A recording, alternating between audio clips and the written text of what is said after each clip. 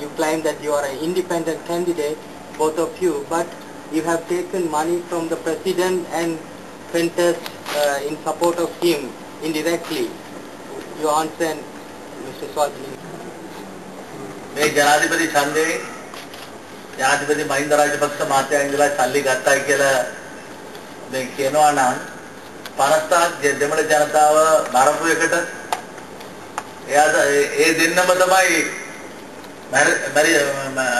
මේ එකට වග කියන්න ඕනේ කියලා කියන්න ඒගොල්ලෝ මට අනුමත දෙනවද?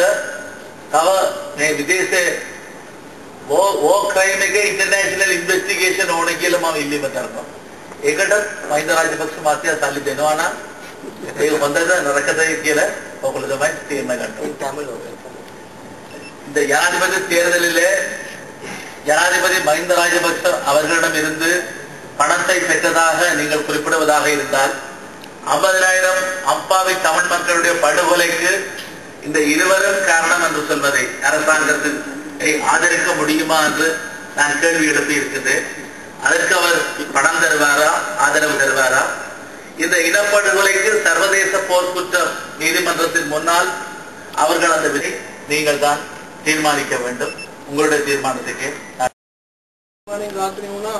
දෙමළ ත්‍රස්තවාදී ධර්මවලට ගන්නලා බස්වලට දෙන්න කියලා අපලා පොතල මැරුවා. එතකොට ඒක ගැන කියවෙන්නේ නැහැ මෙතන. අනිත් එක තමයි අර පොඩි මාස 6 අවුරුදු දෙකේ චූටි ළමයි හාමුදුරුවෝ අර එහෙම මරනකොට අර සුදු කොටි උස්සන් ආපු කොටනායක වෙනතර කතා කරන ඔබතුමාලා ඒ ගැන ප්‍රකාශ කරනවා.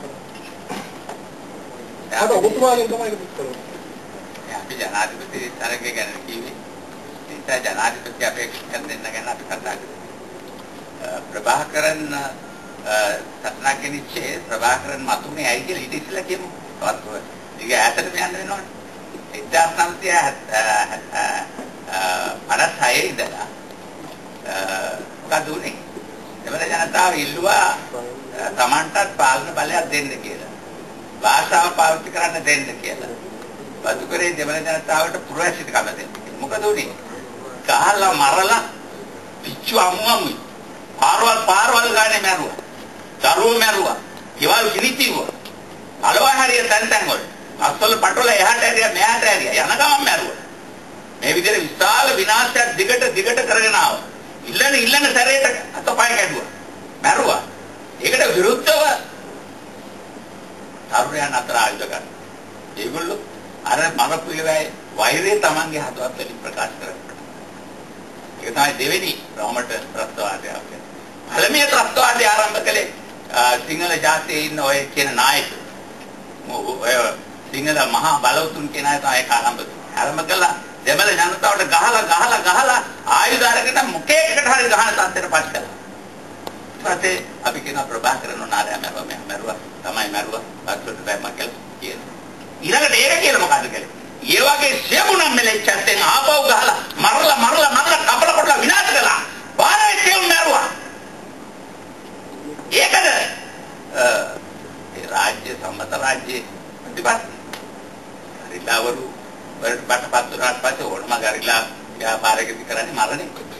අහුවෙන මොකක් හරි මරලා පෙන්වන්න ඕන මේ අපිට වේදනාවක් තියෙනවා කියන්නේ. ඒකයි ඒ කරේ. ඕනම රටකෝ. බලන්න ඔය මහලුකු අප්‍රිකාවේ නායක මැන්ඩෙලා මොනවද කළේ? වියට්නාමයේ හිටපු මහලුකු වියට්නාම විමුක්තිය හමුදාව මොනවද කළේ?